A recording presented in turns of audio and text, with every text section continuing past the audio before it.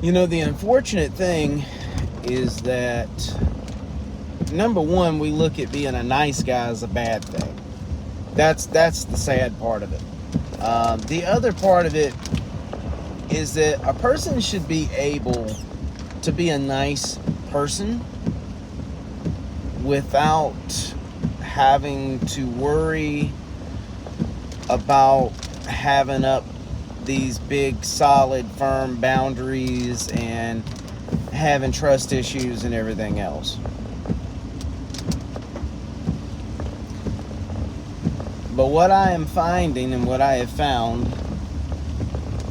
in my experience, because I am a genuinely nice guy typically,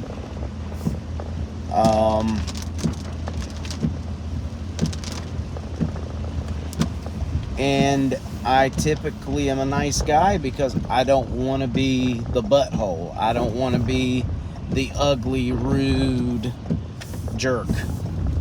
But the truth is, what I'm finding is there are points where you have to be that way. And I'm not even sure if there's a way around it, because people will literally just throw you under the bus, take advantage of you, rape you of everything you've got, honestly, if you're not careful. And this is not just talking about finances. This is talking about anything that you allow that's not good. Let's just clarify. Anything that you allow that's not good. One of my coworkers said the other day, first shift with this person, and they were saying actually to another coworker, don't ever let anybody disrespect you. No matter what. Whether you're trying to please them, whether you got this intertangled, whatever. Do not let anybody disrespect you. And I'm the type of person, like, I'll disregard little sly remarks and this, that, and the third. But what I have found is a pattern of allowing people to get by. Allowing people to get by with nonsense. And by doing that, it actually sets the stage for them to take advantage, for them to demean, for them to carry on that type of behavior. The other thing I've found too is that with myself, a lot of times, because I don't like conflict, but I also don't like rejection. I don't like losing people. I don't like making people angry, this, that, and the third. But the truth is, what I have found is sometimes I will let stuff slide with the intent in mind of, well, I don't want to address this, or I don't want to rock the boat, because if I rock the boat, I might lose this person, or this person might do this, or they might get angry. It's just going to cause waves, and I don't want waves. However, what I have found is that is just as ineffective as addressing it, because the people that I have done this with have either disappeared, hurt me, or both, or whatever extra you want to add on to that. So it's like, okay, you don't address stuff because you don't necessarily want to lose the person, or you don't want to make the person mad or ruffle feathers or rock the boat or make waves or whatever. But then, because you didn't address it, everything still hits the fan.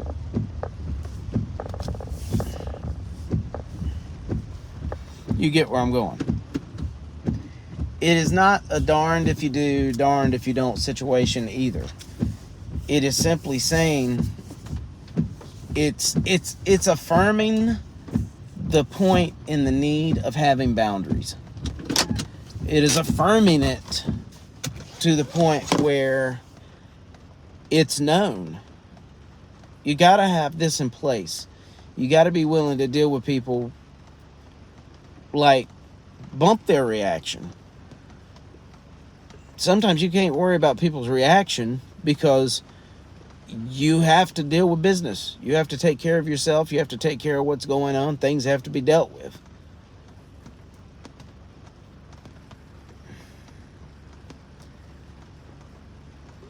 So then I go, well,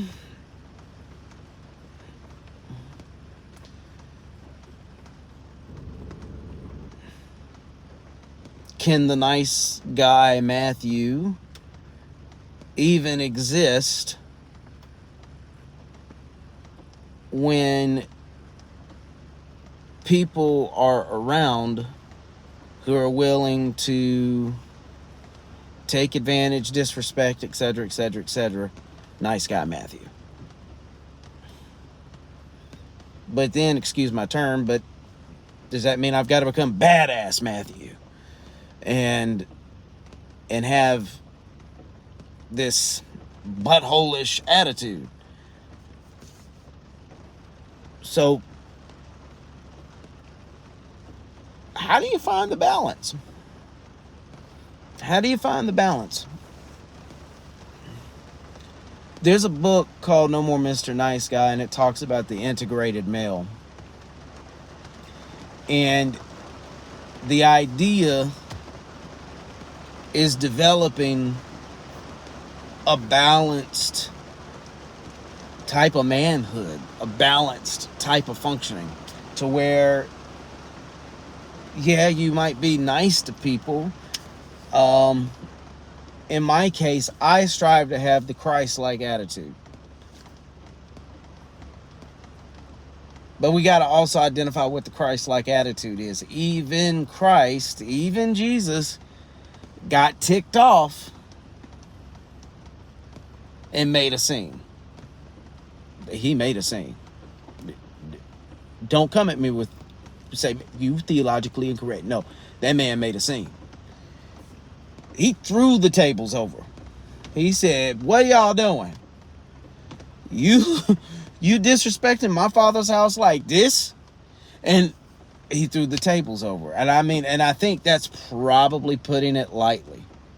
I have not watched The Chosen yet, but I happened to see that scene from The Chosen, and I said, I bet you that's how it happened.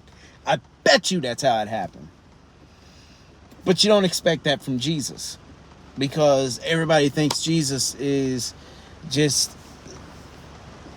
this ultra nice guy. That's not true. He's an ultra balanced guy. If you study him, any way you slice it or dice it, he's very balanced. He knows when to go get rest. We saw that. He knows when to go pray. He knows when to sit and dine. He knows when to go get by himself. He knows when to congregate. He knows how to congregate in a healthy manner. I feel like I could go on and on and on about this, but as I do this video therapy session with myself, with you, for me, probably for you too, I simply say this: let's work to find the balance. Let's work to find the balance. It is not easy. The last few days, I know I've been under attack. And not only me, but other people. Almost everybody I have talked to is calling me, talking about how they're under attack and how the enemy's doing this. And I'm like, oh my God.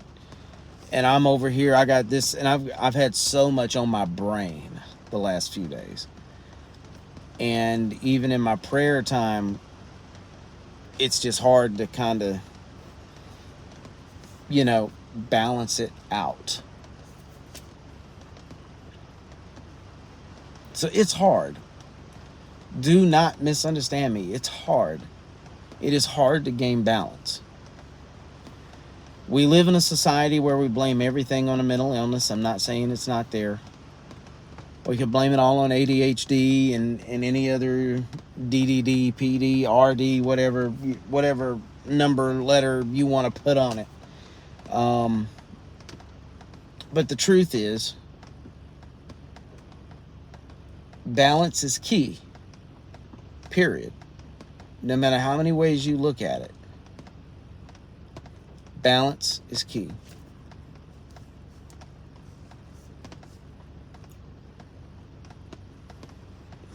So for me, my hope moving forward is that I handle things with balance. That's my goal. Because stuff is fresh on my mind, I can't help but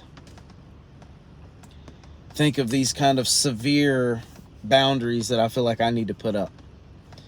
Because people will lie.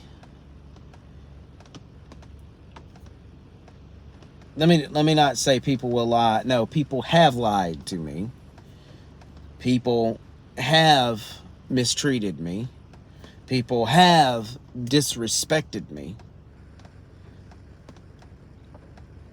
People have misused me and used me. And I think you got to understand the difference. Because to some degree we've all been used, but sometimes it's used in a good way.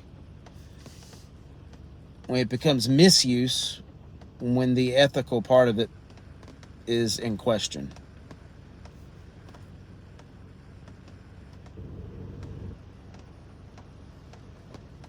So here I am thinking I'm going to have to put up some very strong, serious boundaries with people, whether they come into my life, go out of my life, how close, whatever. It's almost like I feel like I got to, because people have been taking advantage of the nice guy Matthew for so long. I feel like Matthew can't be nice no more. That's the truth. I feel like, well, Matthew can't be nice anymore because people have mistreated the nice guy Matthew. People have done the nice guy Matthew wrong, and nice guy Matthew's paying for it. So now nice guy Matthew is sitting back like, well, maybe I can't be nice guy Matthew anymore. How many of you have been there? So that's where I'm at. I don't know where you're at. Maybe this helps. Maybe it don't. I don't know. Maybe I'm just, muttering off at the mouth. Who knows? Let me know what you think. Talk to me.